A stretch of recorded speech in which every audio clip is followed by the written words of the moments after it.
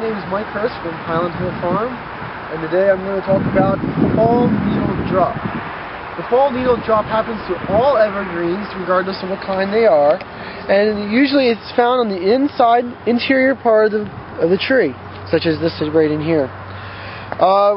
Usually, all evergreens lose about 1/3 of their canopy every year.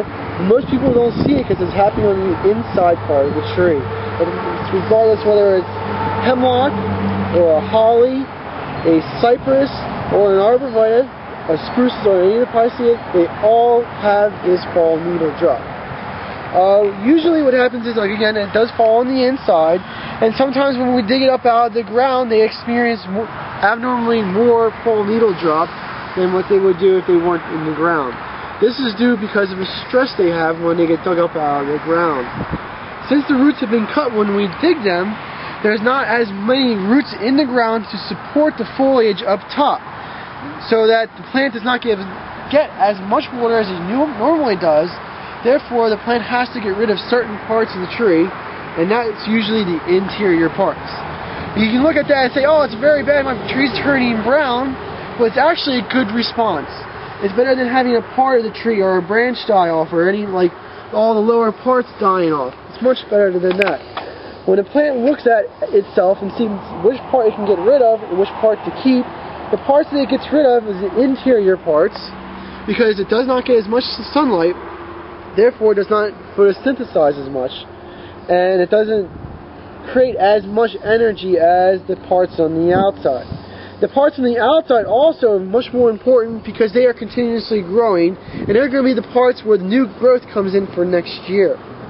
So when you see fall needle drop, it's nothing major. It usually happens right after transplanting, especially in the fall, and you don't be too alarmed by it. It is a natural phenomenon, and that's all evergreens have. And sometimes it can be quite severe and scare someone. Is correct, Mike?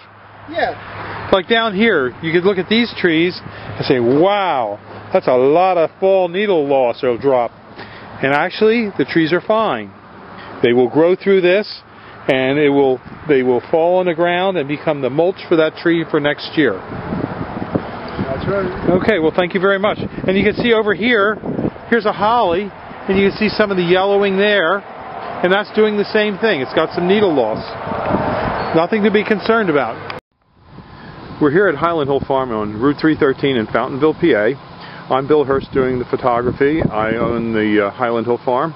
And this is Mike Lewis of Lewis Wholesale Nursery. Mike is one of the premier growers that we use here at Highland Hill Farm. We also grow a lot of arborvitaes, but we are supplied by Mike. He's right across the street from our nursery and our operation. And Mike is an expert on raising arborvitaes. Mike went and graduated from the Longwood School in Chester County, Pennsylvania, and he's a premier grower in Pennsylvania, world-renowned grower. I shouldn't say that, but that is the truth. Everyone in northeast Pennsylvania and the eastern seaboard who raises arborvitaes and nursery stock knows Mike Lewis here. So he's well known, and he's going to talk to you today about arborvitae trimming and how to trim them properly. And these are small arborvitaes, a Zebrina, green giant, and an emerald green. Okay, Mike. All right, what you want to do with your arborvitae is, when you prune them, you want to encourage them to have a single stem. Just one stem coming up out of the middle, like right here. What you want to do is knock back some of these extra stems. Here in the Northeast, we get a lot of wet, heavy snow, and if you have too many stems, they have a tendency to pull apart. Most of the time, they'll spring back, but sometimes you might get some breakage.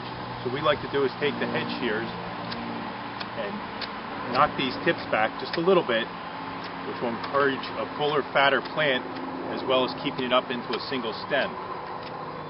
In school, we were always taught, when in doubt, cut it out. So you always want to, don't be afraid to take a little bit of foliage off the tree. Here, none of these plants, branches will come up into a single stem anymore, or into a multiple stem. You cut them back, this stem will dominate. Here on the green giant, we're going to do the same thing. This is a fairly full plant, so we're just going to tip it back all the way around to make a nice, fat, heavy plant. On green giants, we get a lot of vigorous growth, so you always want to make sure you just knock your tips back just a little bit, because they'll stretch out because they grow so fast. And the emerald greens, it's a much fatter, fuller plant, so you don't have to shear them nearly as hard. Just tip them back, go around the plant. And again, you have a couple little stems developing here. Just trim it back, so you just have one stem coming up to the top. And that'll make a nice full plant, which is what you want. Okay. That's it. Have a good day at Highland Hill Farm. Okay, thank you very much, Mike. We'll see you.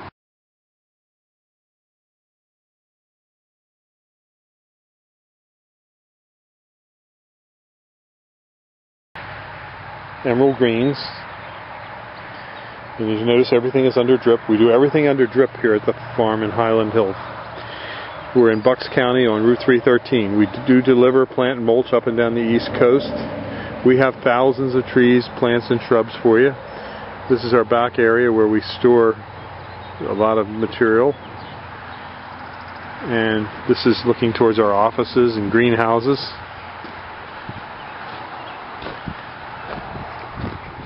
These are Leland cypresses. The emerald green is a great plant for creating a barrier. The problem with the emerald green is it is not deer resistant. It'll grow to 10 to 15 feet with this real beautiful emerald green colored foliage. Give us a call at 215-651-8329 for your tree and shrub needs. Thank you. This is Bill Hurst. Or see us at seedlingsrus.com. This is the foliage of a Helleri holly. Helleri holly is a green evergreen that grows about a foot high, maybe 2 foot wide. It's slow growing and it's great for along a walkway, a pathway, or if you want to cover up a utility box. It's a nice evergreen. It's easy to grow. It likes a little bit of pruning. We're here at Highland Hill Farm on Route 313 in Fountainville, PA. And we have a lot of other types of hollies for you. For example, that's the green luster holly. And we have more hollies, as well as boxwood, and many other kinds of trees, plants, and shrubs. We're growing on a couple hundred acres here in Fountainville, and we also have a couple thousand acres in Milan, PA, in Bradford County. We deliver and plant up and down the East Coast, so call us for your tree and shrub needs at 215-651-8329. And again, this is your Helleri holly foliage right here. A nice little plant. Seedlingsrus.com, and our phone number is 215-651-8329. Thank you.